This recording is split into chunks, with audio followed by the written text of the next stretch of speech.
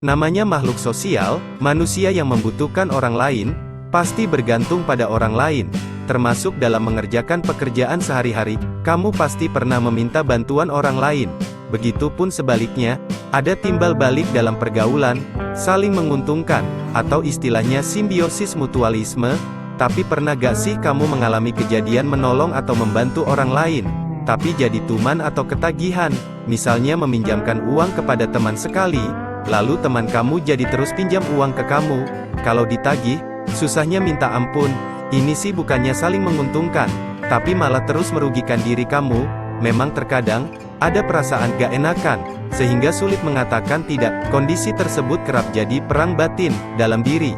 Sebetulnya, kamu bisa mengatakan tidak dalam situasi tertentu. Sesekali hilangkan rasa gak enakan itu kalau mau hidupmu tenang. Ini alasannya. 1. Menjaga harga diri. Hal paling penting dalam diri sendiri adalah harga diri. Berani mengatakan tidak, akan mempertahankan harga dirimu agar tidak selalu terus direndahkan orang lain. Kadang karena kamu terlalu baik, orang lain jadi sering memanfaatkanmu. Membantu orang lain memang baik, namun ketika sudah pada tahap merendahkan harga dirimu, kamu harus berani menolak permintaan orang tersebut. 2. Memperhatikan kemampuan diri sendiri. Jika kamu dimintai bantuan oleh orang lain atau teman, langkah awal yang harus dipikirkan adalah sesuai dengan kemampuan dirimu. Jangan sekali-kali memaksakan diri membantu orang lain dengan melebihi kapasitas kemampuanmu. Jika dipaksakan, justru akan berdampak buruk padamu, maupun bantuan tersebut. Jadi, kalau kamu sudah tidak mampu lagi, karena melampaui kapasitasmu, lebih baik katakan tidak. Sebagai contoh, ketika kamu diminta bantuan untuk menulis dengan bayaran atau freelance di blog temanmu, tapi kamu dalam posisi bekerja full-time pula, maka jangan dipaksakan menerima bantuan tersebut.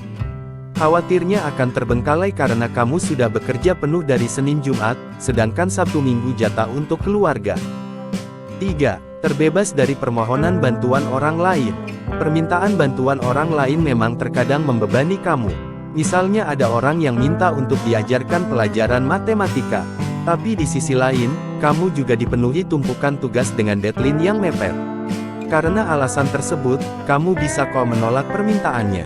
Dengan begitu, kamu akan terbebas dari permintaan bantuan orang lain dan lebih fokus terhadap pekerjaanmu sendiri. 4. Membuat orang lain lebih mandiri. Dalam hal permintaan bantuan, biasanya ada hubungan pertemanan atau persahabatan. Tidak semua orang berani minta bantuan kalau tidak kenal orang tersebut. Misalnya si A berteman dengan si B. Si A rajin meminjam uang kepada B.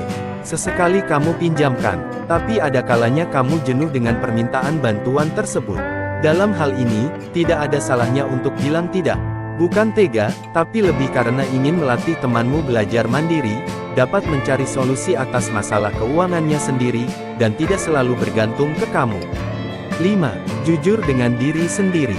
Dalam mempertimbangkan permintaan bantuan, tanyakan pada dirimu nyaman atau tidak melakukan hal tersebut.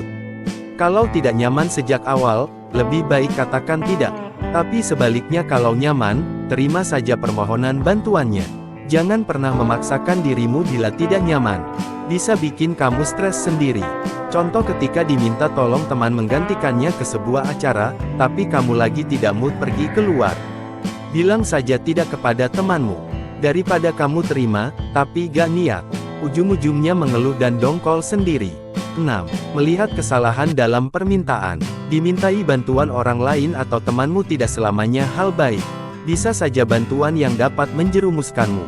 Jadi sebelum menerima permintaan bantuan dari teman, pikirkan dulu. Jangan gegabah mengambil keputusan. Apakah ada dampak atau ada orang lain yang dirugikan dari permintaan bantuan tersebut?